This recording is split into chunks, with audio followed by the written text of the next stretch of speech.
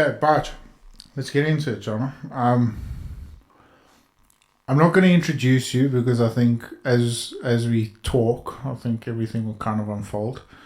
Um, but yeah, Wood, thanks so much for joining me on this episode of the podcast, and I hope there's many more to come because, like I said, I've always wanted to have a mate of mine. I mean, we've grown up together and stuff on the podcast and just talk a little bit of cuck because I think that's what the podcast has been missing lately. It's just a little bit of shit and banter talk. You know what I mean?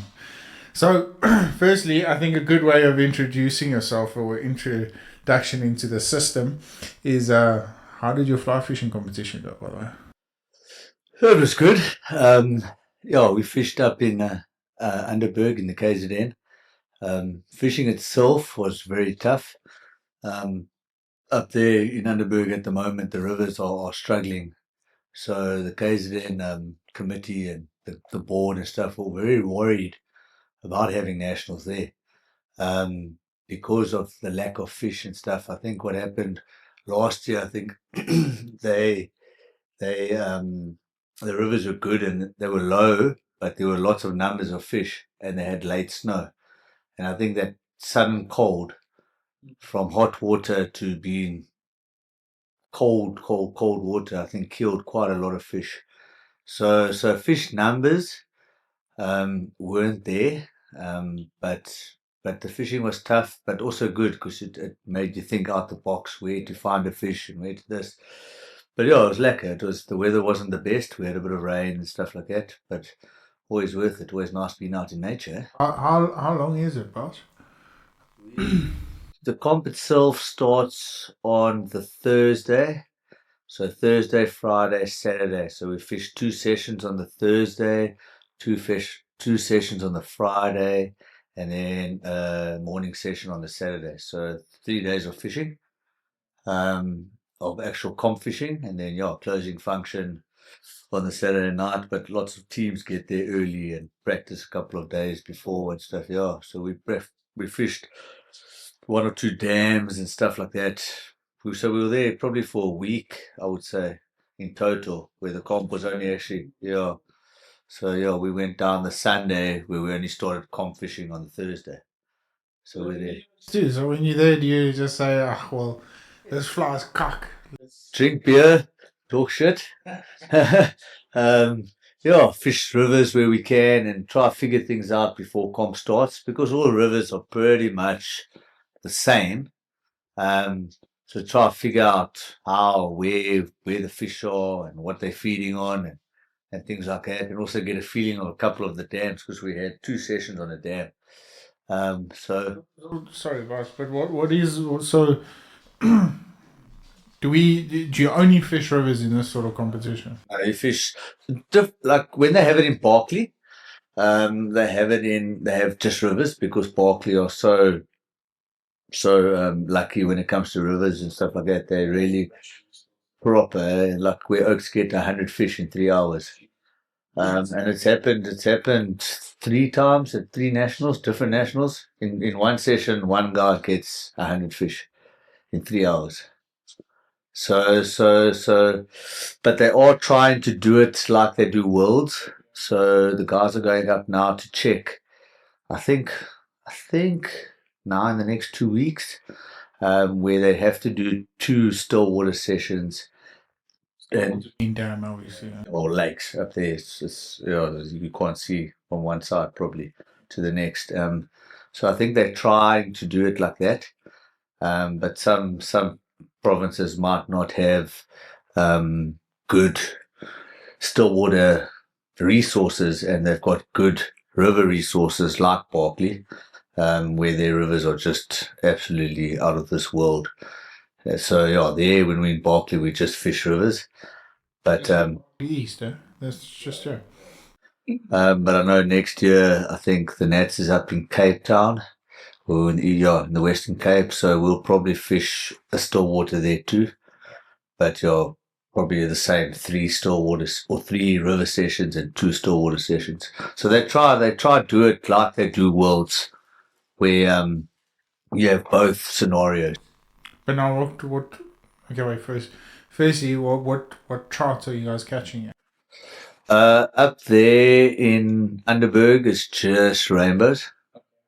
Barkley also same, just rainbows. If you move up higher to the more the Midlands and stuff like Camberg in that area, and then it's like browns and rainbows, yeah. And then like Barkley, you've got the rainbows, you've got the yellowfish, so you've got a bit more of a variety up in Barkley. So yeah, it all depends what the rivers have in the system, and then that's what counts. And this is nationals, eh? Yeah. So this is A Nationals. That's the best out of all the provinces that fish, and then from there you get South African rankings. And I think I don't know if it's top 20 or top 15 will get invited to a Protea trial the following year to make a Commonwealth or a World's team. So yeah, like the Commonwealth this year is going to England, I think, and then the Protea side is going to Czech. Yes. So yeah, it's quite a process. And then like B Nationals, that's more not as serious, but they still try fish hard and have fun. But there's more maybe beers every night compared to the A Nationals. And A Nationals, it's like I said, it's top of all the best guys in the east in South Africa that are fishing. And last year, actually, we had a guy that was invited from Australia. One of the top guys' mates. He fishes for Australia. He came and joined our nationals last year up in Camberg. So that was quite cool fishing against someone like that. And, it shows he got a top 10 finish or something like that. So, yeah, it was just nice for him to fish different way, how we do it compared to how he does it and stuff like that. And so this is all just on fly. Eh? There's no rapalas or anything like that.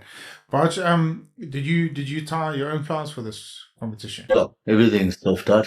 I think it works out cheaper tying your own flies and stuff like that because I know lots of people sell flies, and like a little nymph that we use in the river goes for like between 20 and probably 30 rand. And sometimes you can go through, if you have a bad day on the water, go through 10, 15 flies, hooking into trees and hooking into the rocks at the bottom of the river. Because the big thing is, like, you don't want to, if you misjudge your cast and you cast into the trees, you don't want to walk through the river to go get that fly out because you're messing up the water that you're fishing. So you break off, you lose the fly, tie new flies on, fish the water.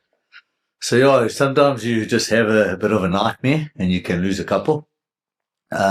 Break off sometimes too because you're fishing quite light tippet for the river and stuff like that.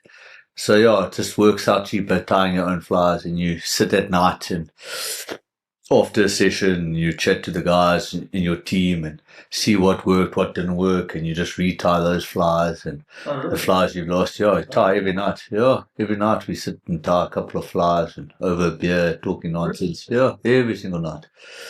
So yeah, sometimes it's bad when you've lost a couple and you've got no flies, and then you've got to sit and tie for an hour, 2 hours. You get home, get to bed at flipping 10 o'clock, 11 o'clock at night. It gives me like McNabb vibes. And I think because there's that McNabb coming up now at the end of June. And I often think about it and I'm like, out of the whole experience, the only thing I don't know how to do, and that's fly fish. Remember, we stuffed around in Mazeppa otherwise. But I think it's such a beautiful art to it. There's something very primal about tying your own fly and going to catch a fish. You don't keep any of this stuff. Not comp-wise, not comp-wise.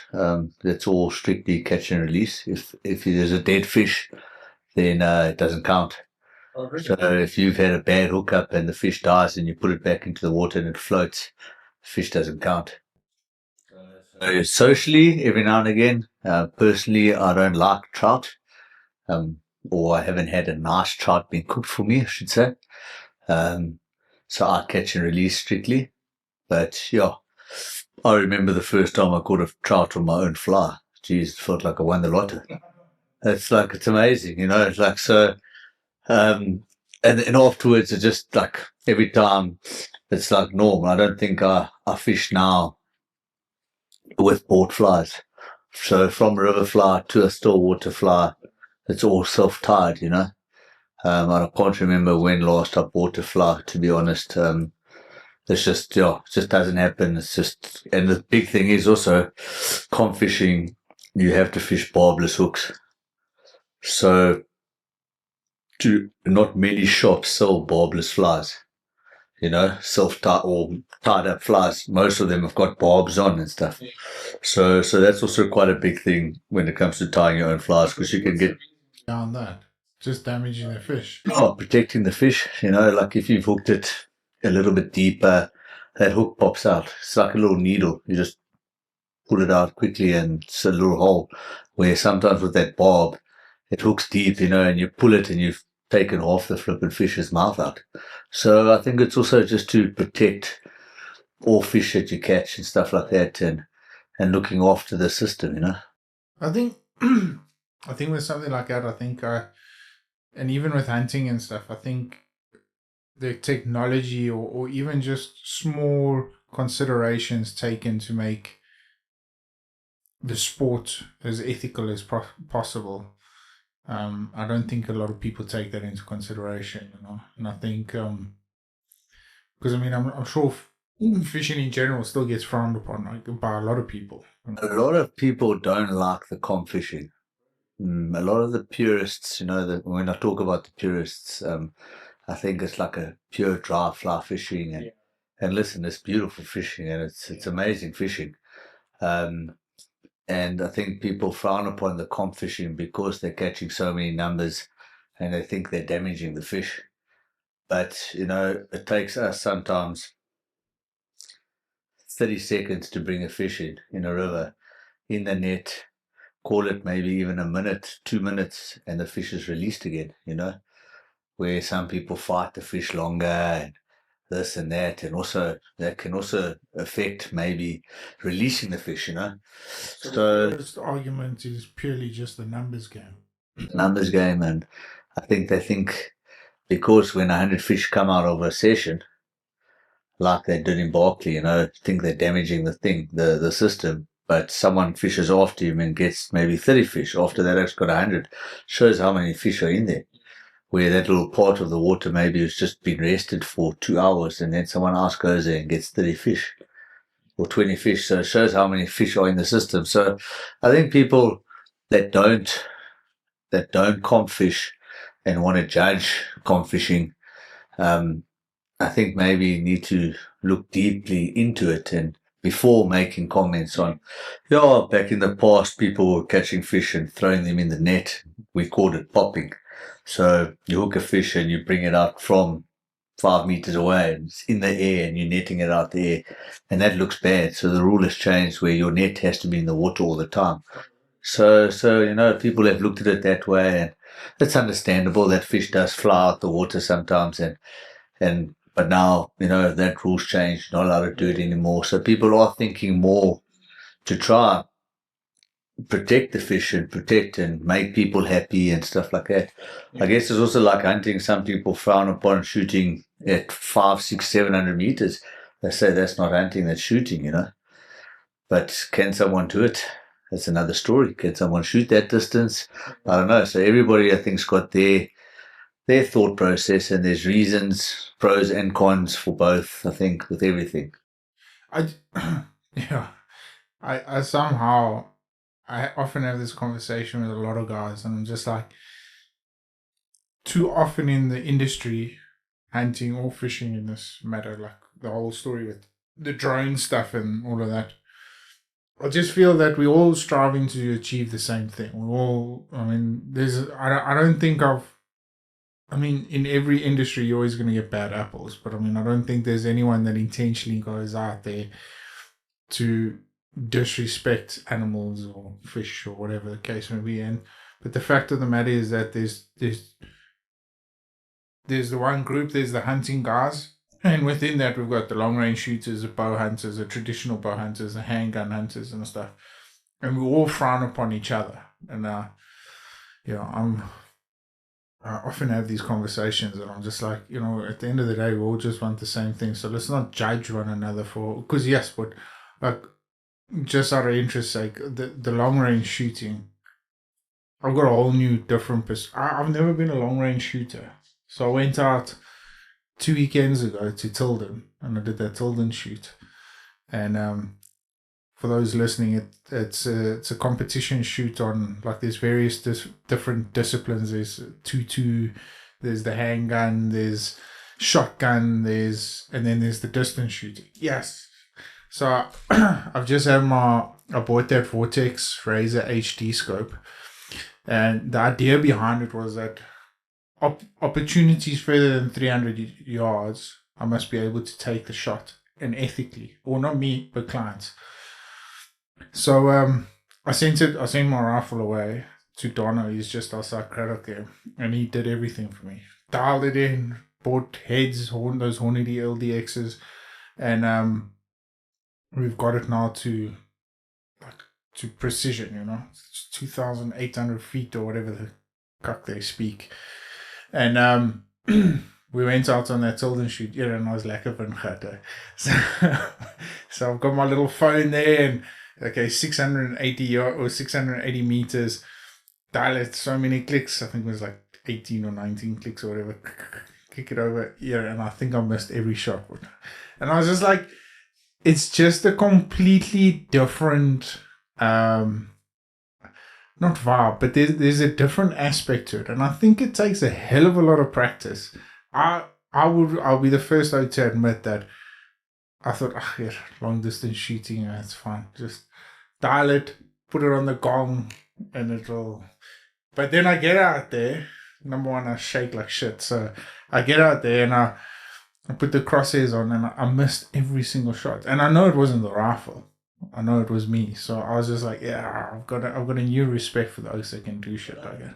Yeah, Mackie, I think we even spoke today earlier about the bow shooting and people taking longer shots with a bow and stuff like that. And those people that do it are throwing arrows every day, spending time, and not anybody can do it. I can't shoot at 600 meters. So those people that take those shots, and they're spending many hours practicing, and like you say, everybody frowns upon everybody if they're not happy. But you've also got to look at it their way and how much time they've put in practicing shooting at 600 meters, 700 meters, 800 meters with a bow at 60, 70, 80 yards. It's not something that anyone can do. Yeah, anyone can hit a plate at 100 meters. Yeah. Not anyone can hit a plate at 600 meters. So I think people, just all hunters, fishermen, just need to respect each other, and I think maybe stop worrying about what they're doing. I think everybody's got the same mindset on protecting nature and all that stuff. And I think as long as people are doing that, whatever makes them happy, makes them happy. For me and you, maybe shooting at 600 meters at an animal is not our thing. We want to get 20 meters from it and shoot it with a bow, and that's our thrill. Their thrill is to shoot that thing in the head at 600 meters. Clean shot, the animal dies on the spot. It's ethical, in that light. It's not doing damage and whatever. You got other people that catch, when they go fishing, they go catch 20 shad and they keep all 20. Like, that's not ethical, There's laws and there's limits. And so look at those people and look at the people maybe leaving litter and leaving bait boxes and leaving paper in the bush and stuff like that, and stop worrying about people that are just enjoying what they're doing, and they love shooting at long distance. I know my dad, he loves shooting paper. He's done shooting animals. He's done it, whatever. That makes him happy. And then everybody just needs to learn to respect each other and not worrying about nonsense, I think. I had this conversation with a guy just briefly on WhatsApp. We often chat. Oh, Wayne, he's been on the podcast before. And he asked me the question. He says, like, what is a primal? Because obviously I always refer to hunting as like a primal instinct. And I said to him, I feel that a primal instinct is not just hunting. It's not like chasing down an animal or stalking an animal and shooting it.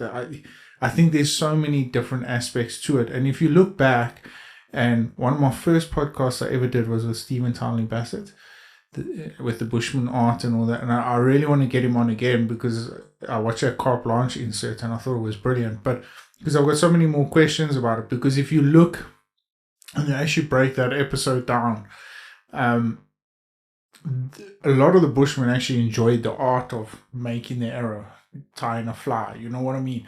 So yes, catching a fish from that fly is one aspect of the primal instinct side. But I think there's a whole list, there's a whole chain of reactions that happen. So for me, I think the thing I really enjoy about hunting is not the actual pursuit. Yes, I get a thrill out of it, but I love studying animals. I really do. I love how I can sit on a koppie and glass and pick out kudu and watch how they feed. You know, feeding into the wind or watch how pigs move and stuff. So I think there's a whole lot of things, and I think when we bring the long range shooting into conversation, the drone fishing and stuff, there's still an art to it. There must be. I mean, like I realized, I was like, yes, that's long range shooting is not for. I mean, it's loading the bullet. It's I think that's like that. Like I just hear people talk about the whole thing, and like everything has to be like just perfect, you know, from your reloading, from cleaning your dopey, from everything. It's just got to be where you're shooting 100 meters, you're shooting a dirty dopey and your powder's a little bit wrong. You're still hitting that thing at 100 meters, but at 700 meters, it makes a big difference. And so, no, there's an art, I think, to everything. And I actually spoke to someone now the other day who went fishing, and just being out there is is great. Being out in nature, just being there, watching the birds, looking at the mountains where you see buck, you know, looking at the water and trying to think, you know, what could the fish be eating and stuff like that. And you know, and you were saying it's nice to catch fish or whatever, but being out there is just awesome, you know, and catching the fish is a bonus. And I think the same thing with hunting, you know, being out there watching the animals, and yes, if an animal presents itself and you get to shoot it and stuff like that, as you know, feed the family, take food home, that's the bonus. But I think the big thing, and also for me, when it comes to hunting, fishing, it's just being out in nature and just enjoying and appreciating what we've got here in South Africa. and then that's the big thing is that as and I try and tell people this, I like we shouldn't be judging one another. If you don't believe in a certain field aspect of hunting or fishing or whatever the case may be, then don't go with that individual. But don't bracket him into a position where you think it's an unethical behavior or something because it doesn't fit your mold. And that's what I often say to people. And probably part of the reason why a lot of the time it's either myself and Henry out in the bush is because I don't really want to hunt with somebody that will question my every move, if that makes sense. You know what I mean? And like a lot of the time you go out on these big hunting groups and sit on the back of a bakkie and open a couple of beers and stuff like that. Yeah, sure, that you can frown upon. But the actual technique behind hunting long distance or whatever it may be, I mean, there's methods to it, but yeah, I mean, look, I don't know Bash, but you must be the first, or actually one of very few guys I've ever met that is really field to mouth type of living. Are you still processing your own meat? I do, I do. I haven't shot an animal for quite a while. That's a problem. Um, but yeah, I normally try. Um, it's also saving cost, and I enjoy working something that I've shot, you know, and knowing that I've killed the animal. I'm going to skin it, or I'm going to work the meat and cut it into. If I'm going to make dry roast, if I'm going to make steaks, if I'm going to make cooking sausage or patties, and just knowing once I've cooked the animal, like I've done everything, you know, like to me, it's like tying a fly and catching a fish. It's the same enjoyment that I get from tying my own fly, catching the fish with my fly. I've shot the animal. I've worked it. And yeah, every now and again you get a bit lazy and you get the butcher to do it for you. But sometimes it doesn't taste the same as, you know, you do it, you know, all the hard work and just means a little bit more, I think. So And any hunts planned now for the upcoming? season? I'm hoping to try do one or two. List animal for you this season. Yes, I want to shoot something with my bow again. Like that is the target. I haven't shot an animal for quite a while with my bow. I've been out a couple of times and been unlucky and stuff like that. But yeah, just like when I go hunting, whatever comes my way, and get a chance. But if I had to choose an animal to shoot, I would love to shoot a nyala. I'd love to shoot a nyala with a bow. And then, yeah, I would love to shoot a proper waterbuck. I might be lucky this year and get a chance to shoot a common reedbuck. So yeah, we're working on that. Don't know if it'll come right. Midlands or Up in Maclear, in that area. So hopefully maybe do something where spend a weekend and do some fishing and a hunt. Not quite a McNab, but cover both things that I enjoy. there's good fishing up there as well. And there's lots of guys that fish with us comp-wise, and they also enjoy hunting and farming. And so the one guy said I can come have a look, but he says, yeah, I mustn't be picky when it comes to shooting one, because I do like a nice photo. But like he said to me the one time, and I think you've spoken about it too, when it comes to trophy hunting, I think a trophy is kind of about your hunt, not actually what the thing measures and what it looks like. In your mind, you got to know, listen, that was a memorable hunt, or that was like a special weekend. And, if you put it on the wall, or if you do a skull mount, or take a good photo. So, yeah, so he did tell me that I mustn't be too picky. And, yeah, so hopefully I can maybe get that right to shoot a common. Have you ever shot one before? Common. So I'm quite interested. And I've heard they're quite nice eating too.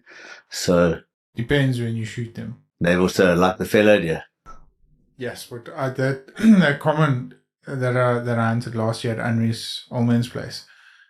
Yes, it tasted horrendous, absolutely horrendous, but just very very irony, like almost like you would think it's just the hormones going through in the rat. Yeah, like the fellow deer and stuff like that. And A lot of fun hunting, I must admit. I had. I mentioned this on one of the episodes, is that I've hunted a lot of commons with clients, but that's in the game farm scenario. When you hunt them in those sort of scenarios, those areas, it's magnificent. And I think, and I mean, you've obviously seen it with the fishing, but I think that Midlands, Ugie, Maclear area is some of the most beautiful country to hunt, no, it's pretty. Yeah. It's stunning. So you want to get there with a bow? No, I don't think I'll come right with a bow there. My distance of shooting with a bow is not far. So the guy that I chatted to, he said, no, like you work the land and stuff like that. So I'll probably take the rifle. But yeah, hopefully maybe I get a chance to shoot something close by with the bow. Maybe an impala. I've always liked impala. They do make me nervous with the string jumping thing. So that's quite you always think that in the back of your mind. And then always pigs. I love shooting pigs.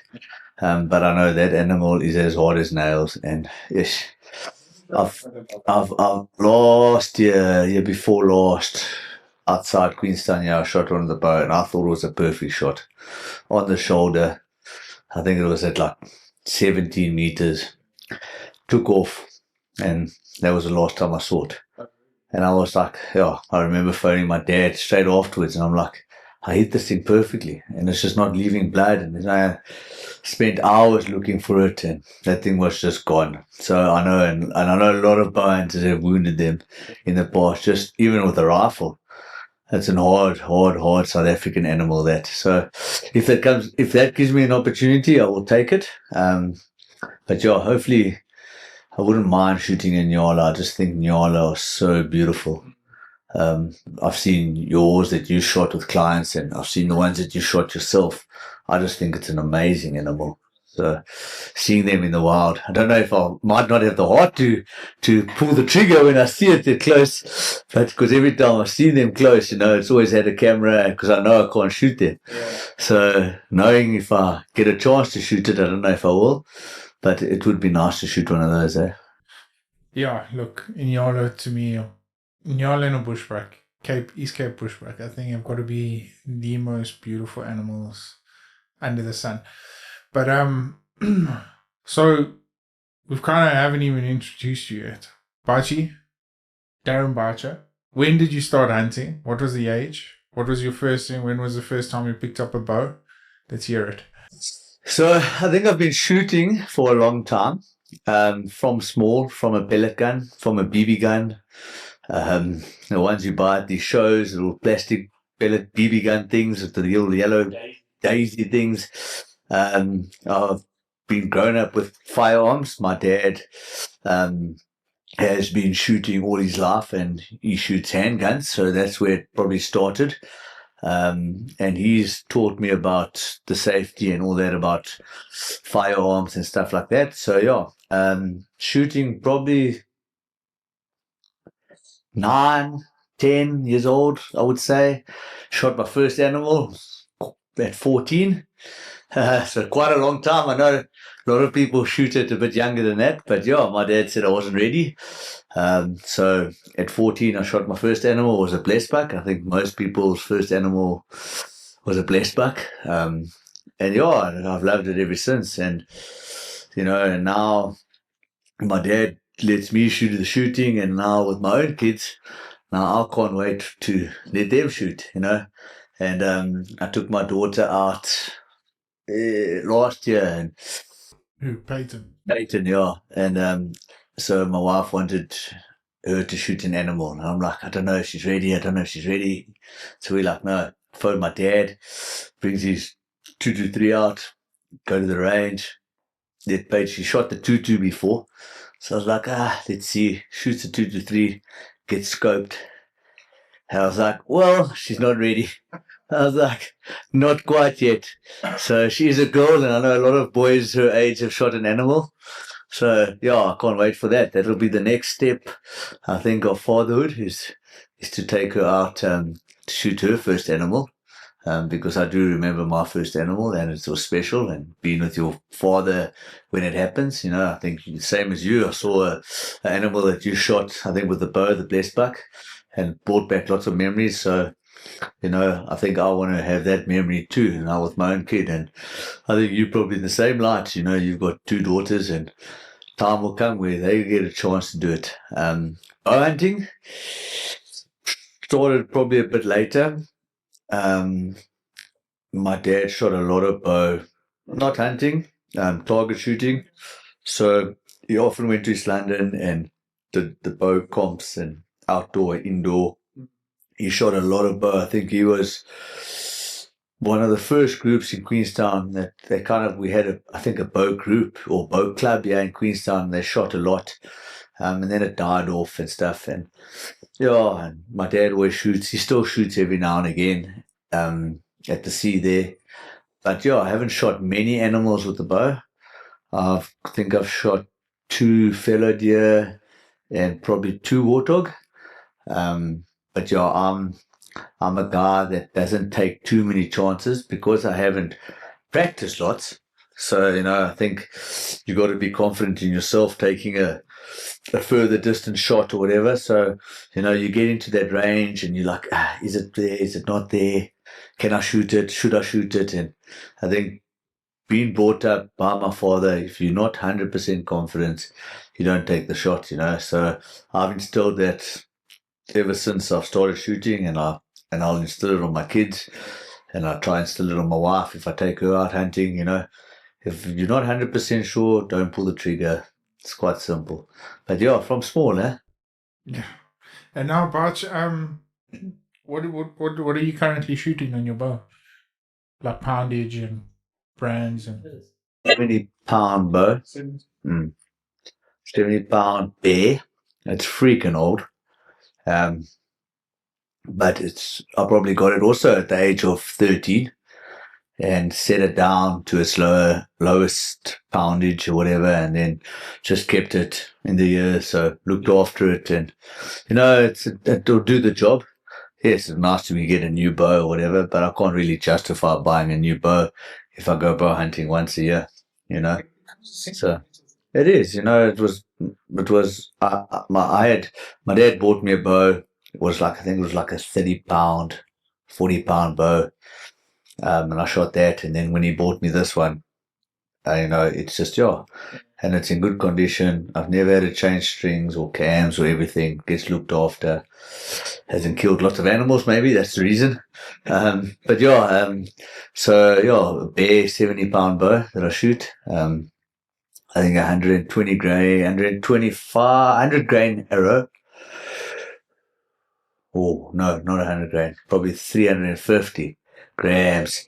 350 grams. And the broadhead is a 100 grain, I think, broadhead.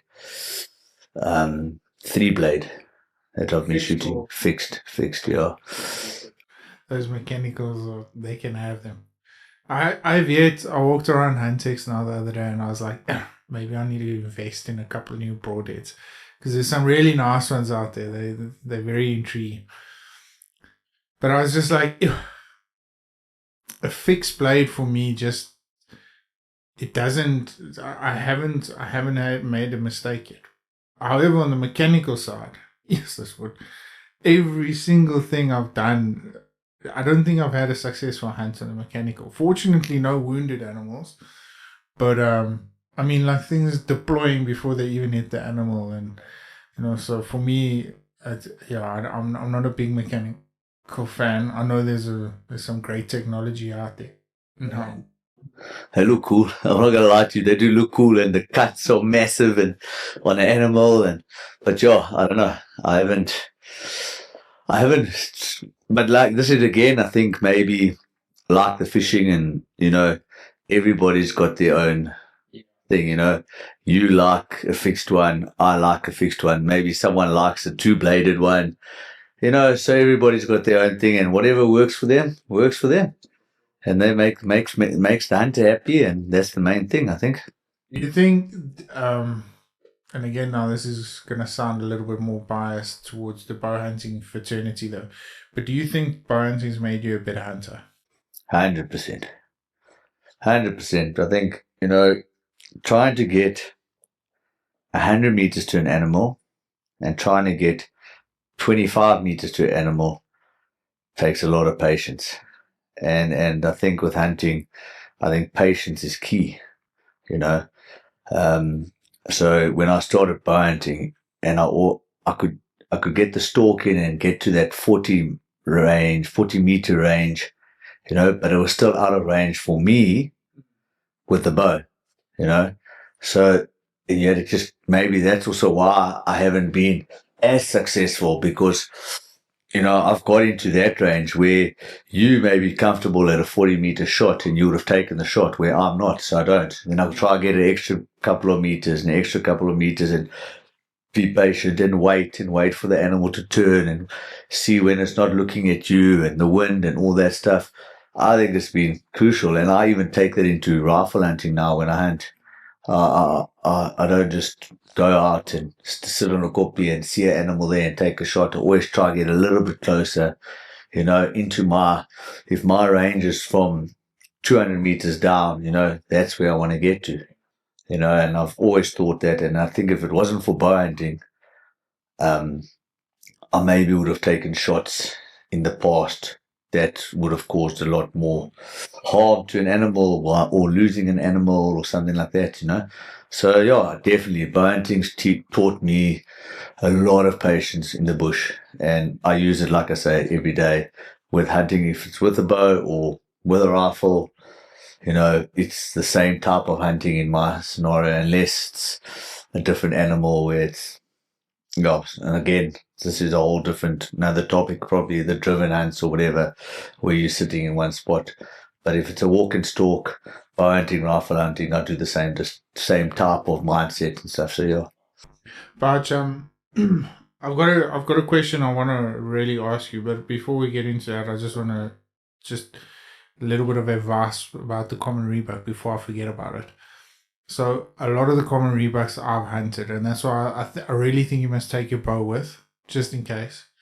Um, spend a lot of time just watching them, and the minute they bed down, then start making your move. I learned that on the last hunt I did with the out at Winterton, and I often used to when I was younger. I used to make the very poor mistake of just going, once you spot a nice ram, you just go straight in for like a normal stalk instead of actually just waiting an extra couple of minutes until he beds down because he's going to try and get as low as possible to the ground because he thinks out of sight, out of mind type far. So yeah, that's before I forget. I just wanted to mention that. But I want to ask you a very big question. It was a massive topic on my podcast last year.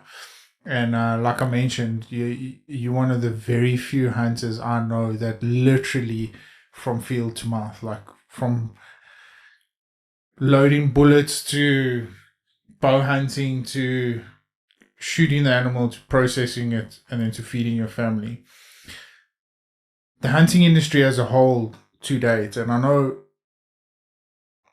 it's kind of a bit of a weird topic to judge, but has it become more or less affordable for you guys to be able to do this sort of thing? Yo, I think to be honest, the hunting's become very expensive. I do understand it's a business and farmers get a good income on an animal from overseas clients and from outfitters and stuff like that. So I do understand, you know, um, that it is a money and money's tight everywhere. People want to try and maybe get their every little cent that they can when they can. So for like a local guy like me and, you know, um, yes, I'm lucky. I've got one or two people that help me out and let me come shoot a warthog for free and stuff like that. So I appreciate that.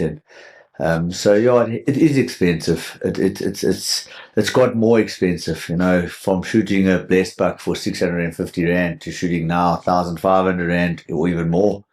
Um, so it is hard, and I think that's also what got me into the actual processing of the meat. And to not offending any of the butchers and stuff like that.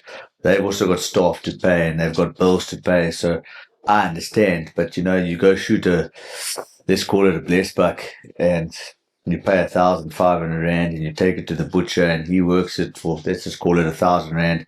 Now suddenly it's cost you 2,500 rand, where you work it yourself and it costs you maybe for casings and for spices and maybe 600 rand. You save yourself 400 bucks or whatever it is. And everybody wants to save a cent there and there or when they can. So that's what got myself into the actual processing of my own animal. And like I do every now and again, I am lazy. And I might have been given an animal, and so I was like, okay, well, I would have paid that much, so I'll pay now the butcher to work it and save a bit of time. So yeah. But yeah, Bash, so essentially, um, America's kind of in this position where we found ourselves a couple of years ago, where their game meat has become a lot more affordable than what their beef prices were. I mean, for us, hence a lot of the reason why a lot of us started hunting was because it was a affordable way of protein. And I do understand the dollar rush. I do understand everyone needing to make a buck here and there, and we got to look after our commodity and all this sort of stuff. I worry though. I worry that hunting could become a dying art, I think is the right word. I think less people are going to start doing it now. Because if there were always those guys on sitting on the fence, whether they were, should I buy a rifle, shouldn't I buy a rifle, should I buy a bow, shouldn't I buy a bow, I really want to try and get into this hunting thing. Because with social media and the boom, platforms like Joe Rogan's had with the hunting. I mean, he's even got fucking, what's his name? Oh, Zuckerberg to shoot a bow. So, I mean, everyone, it's kind of like a positively trending scenario, but in South Africa, it's become less affordable, whereas everywhere else, it's very affordable, you know. I worry about that. You know, like you mentioned, your daughter as well. Likewise with me, I worry about being able to afford the opportunity to take my daughter out one day and go and shoot her first animal. It's scary because, you know, the way the prices are going at the moment, it's almost looking impossible, even just for something as small as what a springback is. You know what I mean? So I don't know how sustainable that is. That's the other thing, you know? You know, like I said, you know, you as a farmer, you've got, let's call it kudu on your farm, and me as an overseas client, I can give you so much money for that kudu. And then the farmer's like, well, I need extra money for my farming. Why not? And us South African oaks here, or just local meat hunters and, you know, the average Joe kind of oak, you know, like can't go shoot there. So I don't know. I do understand it is an income towards the farm and stuff like that. But, you know, like I can't go shoot a kudu somewhere. You know, it's my wife's dream to shoot a kudu bull, and I'm not talking a 50-inch kudu bull. I'm talking like a 42-inch kudu bull, a nice decent photo, not even to put on the wall, just a nice bull, you know. And you ask around, and it's like 8,000, yeah, 10,000 there, and it's like, hey, and you look at one oak, and he says maybe 6,000 rand, yeah. And you're like, yeah, from 10,000 to 6,000 is a lot of money. But like 6,000 rand, I've got two kids to also feed and, you know, and look after. And it's like, is it justifiable to say, listen, I want to pay 6 grand for a kudu and enjoy the hunt? Or am I going to buy my kids stuff for school and this and that? Or, you know, so yeah, hunting is becoming very, very expensive. And it's like you say, like, are you going to be able to afford it in 10 years' time to take our daughters to go shoot an animal? It is scary. And listen, there's some good farmers out there, and I've been very lucky, and I'm thankful for certain farmers that have helped me and said, listen, I can come shoot a ribbuck, or come shoot a warthog, or come shoot an impala. You know, I have been lucky, and I treasure those oaks, and I rely on them, you know, like, you know, if one day comes and they like, listen, you can't go hunting or you can't come hunting here. We've got clients now that are going to be paying for hunts, you know. My hunting's going to start dying slower and slower where it comes to a scenario where I'm not going to be shooting, you know. So, yeah, it is a scary thought, I think. For me, it's a bit of a catch-22 because you do see the value that the overseas dollar brings to the industry. You do. I mean, there's no denying that as far as jobs and all that sort of stuff. But I think for the greater picture, if I need to, I really want hunting to be well looked after in South Africa. And hence why a lot of the research I've done this year is I'm very fortunate that I've got PHs doing the hunts and stuff on the side while I get to do the podcasting and all this. But a lot of the stuff I've really looked into is some traditional good South African hunting. You know, pay by the kilo, per kg price. You know, that's what you're gonna get. I also think there's a lot of responsibility taken onto the South African as well. I think a lot of South African hunting groups have abused the industry a little bit with brandy on the back of the backy, that sort of shit. But it will be foolish of us to blanket the whole South African hunting industry as that. And unfortunately,